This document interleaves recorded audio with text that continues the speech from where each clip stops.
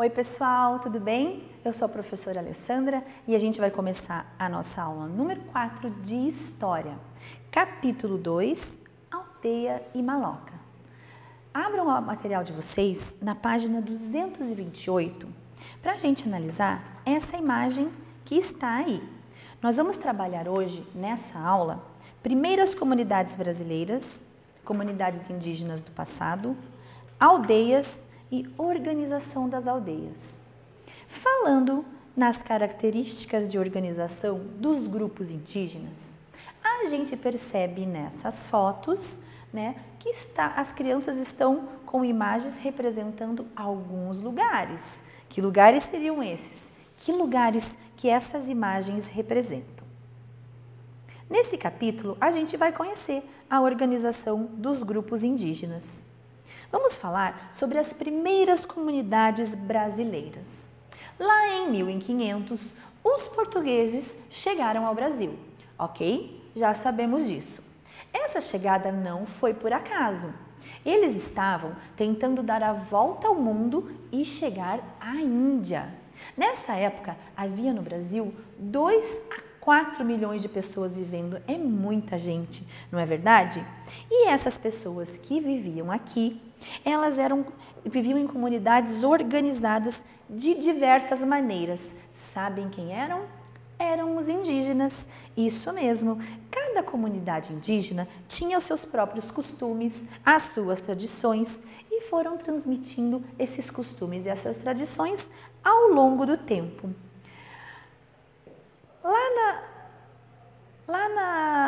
No RA, vocês podem pedir ajuda a algum adulto. Tem um vídeo, tudo bem?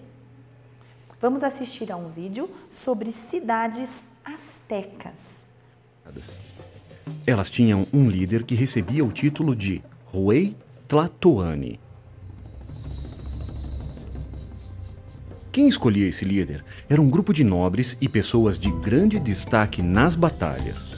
O líder era visto como um representante dos deuses na terra, mas não era visto como um deus ou filho de deuses.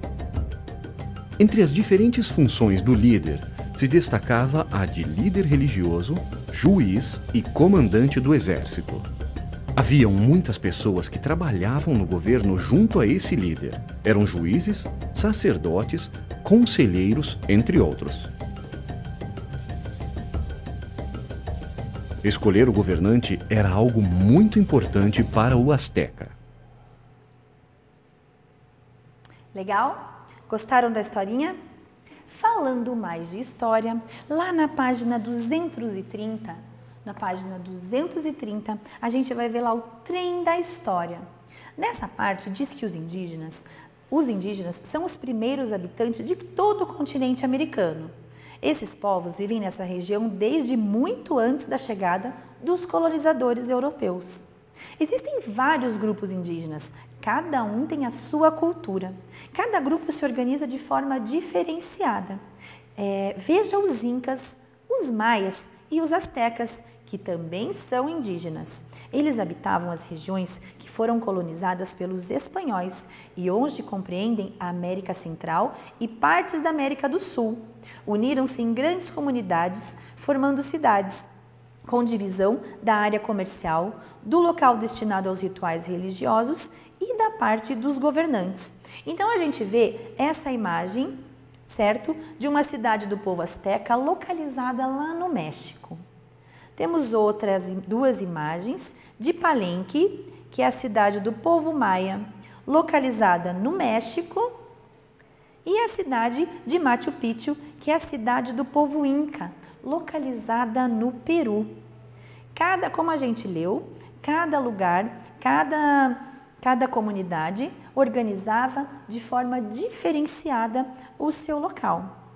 As comunidades indígenas do passado também se organizavam de maneira diferenciada umas das outras. Não havia uma unidade entre os povos. Esses povos, eles formavam etnias. Como a gente vê nessas imagens, cada membro do grupo tinha uma participação na vida da comunidade, certo? Essas etnias que eles formavam era com grupos que falavam a mesma língua, que tinham os mesmos costumes, que praticavam a mesma religião. Então, como eles tinham hábitos parecidos, eles se juntavam em grupos. Do mesmo modo que as cidades, as comunidades indígenas se organizavam dessa maneira, levando em consideração a produção de alimentos, do artesanato, a crença, os cultos religiosos. Então, quem tinha os mesmos costumes, os mesmos gostos, as mesmas crenças, se uniam formando essas comunidades. As antigas comunidades indígenas viviam em meio à natureza, certo? Em campos, em matas e florestas. Eles, mesmo antes de conhecerem os europeus, eles possuíam alguma noção, algum conhecimento de matemática, de geometria, de astronomia. E esses conhecimentos eles aplicavam em suas construções, na vivência deles, das comunidades. Isso tudo muito antes da chegada dos portugueses. Você em casa podia reunir a sua família e conversar como será que vocês acham que eram essas comunidades indígenas antes da chegada dos portugueses. Dá uma boa conversa, hein?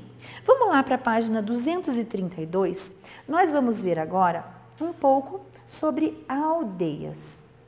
As aldeias. As moradias indígenas, como todo mundo já sabe, é conhecida como oca, certo? Então, as ocas são as moradias dos indígenas. Hoje, apesar de muitos indígenas vivendo nas cidades, porque os indígenas não moram só na floresta, na mata, como a gente já viu em outras aulas, alguns indígenas vão para a cidade buscar outro tipo de vida. Mas ainda existem muitos grupos que moram em ocas, certo? Mas essa não era a única maneira de organização desses espaços. Existiam outras construções que tinham outras funções, certo? E outros nomes. Geralmente, o nome dado ao agrupamento das ocas e construções indígenas é a aldeia. Então, a aldeia é essa construção, é esse agrupamento das ocas. As aldeias, elas comportam construções e edificações da comunidade. Todos os espaços, né? Na aldeia, o que tem? Os locais de produção de alimento, os locais do artesanato, o local onde acontecem os cultos religiosos. Como nós podemos ver, aqui na parte com a lupa na mão, a gente observa duas imagens, certo? Elas são aldeias de povos distintos. Então, a gente percebe que são aldeias de povos diferentes. Porque a gente percebe que a construção é diferente. Enquanto essa aldeia teve uma construção em forma circular, essa outra aldeia está localizada, construída perto de um rio. As casas são construídas de maneira diferente. Então, cada grupo fazendo da melhor maneira possível, se adequando ao lugar onde eles estão, certo? O território, o local onde eles resolvem, onde eles escolhem para construir suas aldeias, eles vão construir de uma disposição que favoreça toda a produção, tudo que eles precisam usar dessa natureza ao redor de onde eles estão construindo. Tarefinha de casa vai ser a página 233. Vocês vão responder sobre essas duas imagens que nós vimos, certo? Na parte com a lupa na mão. 233, nós temos algumas perguntinhas. Letra A, analise as imagens e converse sobre elas com seus colegas e professor. Então, você vai conversar aí com a sua família sobre essas duas imagens, sobre o que a professora acabou de falar com vocês, ok? Onde elas foram construídas, o formato, por que aconteceu esse tipo de construção. Letra B, registre nas linhas quais são as principais diferenças entre as aldeias. Então, a gente percebe o formato da construção, o local da construção. Letra C. Você acha que a sua cidade é parecida ou diferente de uma aldeia?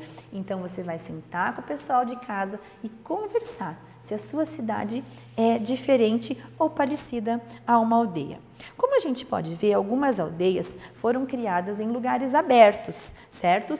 No interior de florestas. Então, para a construção dessa aldeia, eles têm que derrubar, né? Tem que abrir esse espaço, derrubar as árvores para construir a sua aldeia e aquela outra perto de um rio. A formação das aldeias muitas vezes acontece desse modo semelhante, tendo que abrir um espaço na mata para a construção.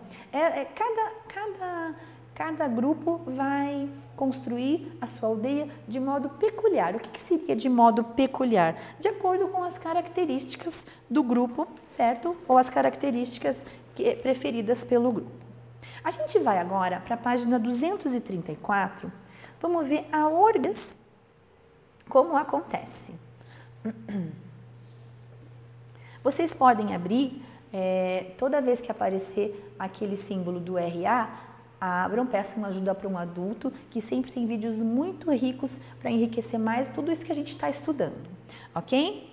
Sobre a organização das aldeias, cada aldeia tem uma maneira de se organizar, certo? Porque existem milhares de aldeias indígenas. Algumas delas eram muito populosas e ocupavam espaços muito grandes no território. Podem ter algumas semelhanças entre si, mas normalmente cada população organiza do seu jeito, como a gente já falou, do seu modo peculiar, de acordo com as características do local onde eles escolheram e de acordo com a sua cultura, do que eles passam de geração para geração. A aldeia Bororô, chamada por eles de Boa-Euá, ocupava um território circular, onde ficavam dispostas as habitações. Assim como muitas outras aldeias, ela possuía divisões de trabalho entre homens e entre mulheres. Então, os homens tinham o que eles deveriam fazer e as mulheres também. Cada um tinha especificado o que o grupo faria. Nessa página 234, com a lupa na mão, você vai observar a imagem, certo? E vai responder de que forma essa aldeia se organizou. Então, a gente pode perceber que essa aldeia, ela se organizou de forma circular, certo? Então, essa aldeia se organizou de forma circular. E nós podemos perceber também que várias aldeias indígenas, elas tinham o quê? O local onde faziam o artesanato, o lugar onde aconteciam os rituais religiosos, o lugar onde aconteciam as suas celebrações. E se vocês forem prestar atenção nessa planta da aldeia, vocês vão ver vários desses lugares citados, né, durante essa aula. Ela é bem dividida para cada lugar ter o seu lugarzinho específico, ok? Cada atividade tem o seu lugar específico e um complementa o trabalho do outro. Tudo isso eles fazem buscando uma boa qualidade de vida, procurando melhorar a qualidade de vida do seu grupo, certo?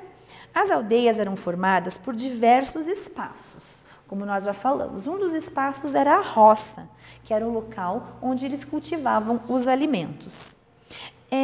Esse espaço era muito importante para o desenvolvimento da aldeia, né? Por causa do desenvolvimento das plantações. A roça normalmente ficava perto dos rios para auxiliar a manutenção, né? Então, eles faziam essa roça perto do rio para auxiliar na irrigação, para molhar as plantas, enfim.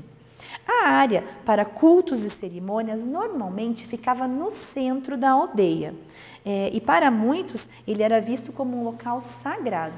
Então, ao redor desse local, dos cultos e da cerimônia, era onde eles colocavam as ocas, certo? Nesse local ocorriam vários eventos dos indígenas. Eventos religiosos, eventos ritualistas, conforme a crença e o valor de cada grupo indígena. A gente pode ver ali, na imagem da página 235, um indígena lá do Mato Grosso, que ele está vestido para um ritual, né? Então, era essa maneira e era um ritual para não faltar alimento para a tribo dele. Com a lupa na mão, página 235, cada povo indígena tem a sua visão como foi criado o mundo. E ali você vai ler o trecho de como surgiu esse povo indígena Enauenê-Nauê. Contam os Enauenê-Nauê que os povos ancestrais de cujos restos eles são originários habitavam inicialmente o interior de uma pedra. Graças ao auxílio de um pica-pau que fez buraco na pedra abrindo uma passagem ao mundo exterior, os povos se espalharam pela superfície da terra. Então, essa é a maneira que eles contam de como surgiu o povo Enauenê-Nauê. E vocês vão responder as duas perguntinhas. Onde vive o povo Enauenê-Nauê? E a segunda perguntinha, segundo o mito, como nasceu esse povo? Lembram? A pedra, o pica-pau. Então, podem responder essas duas perguntinhas. Ok? E na próxima aula, a gente vai ver mais um pouco sobre a organização dos indígenas em relação às aldeias, em relação à oca e todas as características da vida indígena. Legal, pessoal? Até a próxima!